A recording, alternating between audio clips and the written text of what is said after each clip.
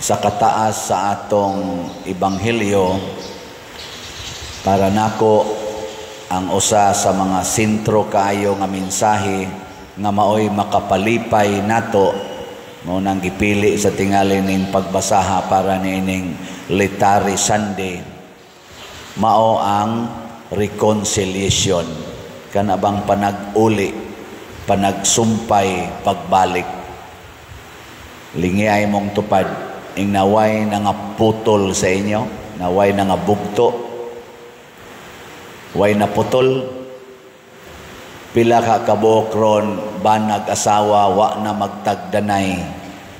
Pila ka kabuok ron mga managsuon wa na magtagdanay. Pila ka kabuok karon mga managsilingan wa na magtagdanay. Mga office mates, mga classmates, apil na sad ang mga crushmates wa na magtagdanay. Pila sa kakabuk pari karon ang wa na magtagdanay, mga madre wa na magtagdanay. Og labaw tanan, pila ka buok mga politicians karon ang wa na magtagdanay, nagsige nagdinaotay. Makaguol gid nang maputol ang atong relasyon mga igsoon. Ang amahan sa gitawag natog prodigal son nasakitan kay giputol sa anak ang iyang relasyon sa iyang pamilya. Gikuha niya ang iyang bahin, nilangyaw siya glayo o giwaldas niya ang kwarta. Kining makaputol sa relasyon ang murag gunting wa gilain kana giyong sala. Ang sala mo na kon gusto ta nga malipay kay ang dako kayong kalipay kana magyong masumpay og balik atong relasyon, reconciliation. Unahon gid nato pag atubang ang atong sala nya magbasol ta og mobiya sa sala. Mao na ang anak nga buangon kayo nakahuna-huna sa iyang sala sa dihang naglisod na siyag maayo kay kini manggong sala mga igsoon gawas nga moputol na siyag relasyon mudaot og mopatay pagid nagkinabuhi. Nya kining word nga kinabuhi duha ni kabuk meaning existence og joy or kalipay. Naidaghan nato dinhi buhi pa gaginhawa pa pero wa nay kalipay. Kana gipatay na sa sala ang iyang kinabuhi nga ang meaning kalipay. Gilingay mong tupad ang di mulingi patay na. Lingi ay mong tupad ing na happy ka ing na happy ka karon naagi mga naong nga wa gyud mulingi patay na naghambin og mga kasakit kay naidaghang nga putol nga relasyon. Malipayon kaha si Marcos team karong panahon na malipayon sila ambot lang. Si Duterte team malipayon karong panahon na. In general ang atong mga kandidato, mga kaning kandidata, mga kanini ang mga independente ug naay partido malipayon ka sila karon. Adtong March 28, 2 days ago, nag-birthday si President Duterte. Gipakita dito nga sa atong social media mo ni nakanindot kay makakita tas tibuok kalibutan in just one click. Nakita nato diha sa social media nga tibuok hapit ay ingnon talang tibuok kalibutan kay tibuok Pilipinas pod pasabot majority sa mga lugar sa Pilipinas ug daghan kaayong mga nasod nga naay mga Filipinos OFW nang gawas og naghimog prayer rally og celebration para sa birthday ni former President Rodrigo Duterte. Wala pa'y tao sa tibuok history sa kalibutan nga politician, government leader, presidente for that matter, nga gihalaran og samang kanini ang pagpasidungog nga matud pas estimate niabot ko og mga 10 million katao ang nagdungan o gawas o nagpundok-pundok labi na gid dinhi sa atong nasod aron mosaulog dili sa kalagot nasa na ubang naglagot no dili sa pagsigi og kananaang kasubo kung dili kalipay nga nagsaulog sa 80th birthday ang ilang gipanghandom ang mga buhat ni former President Rodrigo Duterte nga mao'y nakatandog nila. Although naasay mga buhat si former President Duterte nga nakasakit sa balatian sa pipila nga mga Pilipinos o katawhan. Mga igsoon, si Jesus mausad ang iyang nahitabo.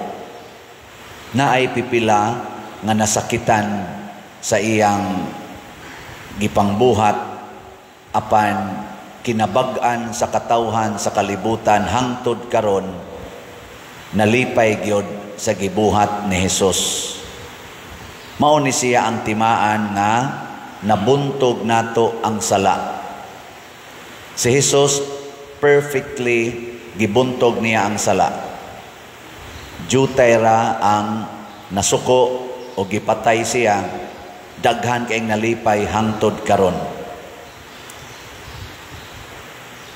Si President Duterte, doon na sa siya gitawag og war against drugs, against corruption, against terrorism sa atong nasod. Paglingkod niya pagka-presidente. Dili perfect ang iyang gihimo, daghan sang nasubo, daghang nasakitan, daghang nagduda, pero nakita nato karon nga kinabag-an di ay sa mga Filipinos na lipay sa maong buhat niya. Ingnon talang kinabag-an kay wa may nigawas sa daan nga daghan sama kadaghan adtong nanggawas pagsaulog sa iyang birthday og mihandom sa iyang pagdumala sa atong nasod. Dili kalikayan nga naagay masubo sa atong buhaton na asay malipay, pero ang nindot kung daghan ang malipay, jutay ang masubo. Sa gibuhat sad sa amahan dinhi sa atong prodigal son nga istorya, daghan kay nalipay ang ilang mga tao nagsayaw apil na tong iyang anak didto sa ilang balay, pero dunay usa nga wa malipay. Kinsa man? Ang maguwang wa malipay. Jutay ra, usara siya, pero the rest nagsayaw, nagngaon, nagparty. Gilingi ako no imong tupad na nalipay ra ka ni digong, nalipay ra ka digong na mao na ang una day natong tan-awon mga igsoon sa atong kinabuhi kanig yung pagbuntog og sala. Kay once mawagtang na ng sala, ang reconciliation dali kay himuon. Mawa na ng imong anger, imong pride, imong lust, kana na ang imong greediness, envy, laziness, gluttony. Mawa na gani na siya sa atong kinabuhi or muminos na siya, munindot dayon ang relasyon. Unang iampo nato ang atong mga leaders sa simbahan o sa atong gobyerno nga ang ila untang buntugon ang sala. Muna ako sa nang balik-balikon din unsa man gyroy nag-unang sala sa atong katilingban. Kana bang gitawon tog public sins? Maguna ginang corruption, graft and corruption, billions ang atong nawagtang ana, makasubo kaayo niya dayon kaning drugas nga maoy ni himong mga adik sa daghan kay nato rong mga tao niya kanina sang violence, patay related sa nis drugas karon hapit kada adlaw kadungog na sa tag gipangtulis, gipatay ana kahada adlaw tungod gyapos drugas niya kaning atong gitawag og immorality, sexual immorality, prostitution, ana kinabitay ug uban pa mga sala man nga makabungkag o kaning pagkakuwang nato sa gitawag nilag accountability o transparency sa atong mga officials sa gobyerno nga naglingkod diha sa mga panudlanan o mga opisina. Wa sila siging pamakak, siging mga fake news sa atong mga social media. Mga sala man nga makapagubot nato. Mamiya na ta. Diri sa unang pagbasa sa dihang nisunod na gyud ang mga tao sa Ginoo, nabalik dayon ang ilang gitawag og kaugalingnan, freedom. Nya nisugod na sila kaon sa mga pagkaon nga ilang nadawat gikan sa yuta nga ilang giugmad ang gisaad sa Ginoo ug nawagtang na sa tong mana katong magsigig-uwan ngano man kay na balik naman sila sa pagkagawas noon, dili na sila mga dinaog-daog ug ulipon. Mo nang nakaingon ang atong tubag sa Salmo, tagamtama sa to tanawa unsa kamaayo ang Ginoo. Gilingay imong tupad ing na nakatilaw na kas kaayos Ginoo. Katilaw na mo. O wa gani katilaw ang imong tupad patilawa. Kinsa may mo patilaw niya sa kaayos Ginoo kita.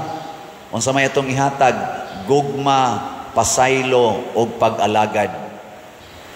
Diri sa atong ikaduhang pagbasa, hisgot na sa diri o reconciliation na niingon diri ang Dios wala mag-isip sa ilang mga sala o gihatagan kami niya sa mensahe unsaon pagpakig-uli kanila ngadto kaniya ang kaning mga makasasala dili din na iphos Ginoo atong sala kung dili makig-uli kita muna kung ato ning itan-aw dinis atong simbahan kining tanan nga namalit og slots kamong sigig palit og slots nakahatag mo kalipay nato.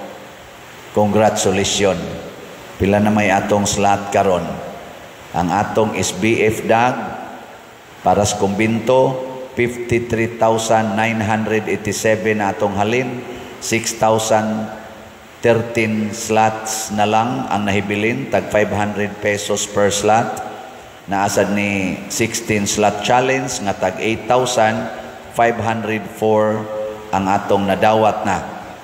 Nya katong atong God's Healing and Deliverance Powers GHDP para nis atong Holy Week celebration o Fiesta celebration 13,886 na ang atong halin.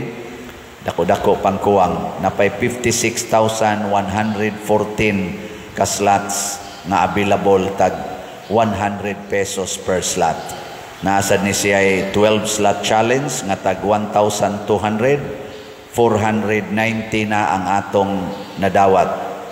Nya katong atong itabang ni Father Arnel ang haligi para ni Mama Mary HPMM 8,752 na ang atong halin.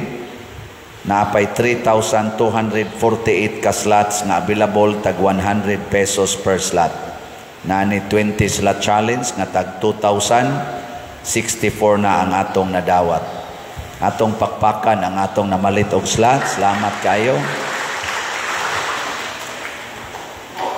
Unsa bay nahitabo aning namalit ilang giwagtang usa ang sala sa kadawo kanang kadawo nabuntog nila. Congratulations, lipayon mo sa Ginoo. Atong iampo ang atong mga opisyal sa gobyerno o kaning mga kandidato nato nga unta mamiya sila sa sala. O ang ato sang pilion nga mga kandidato kana gyung mobiya og sala.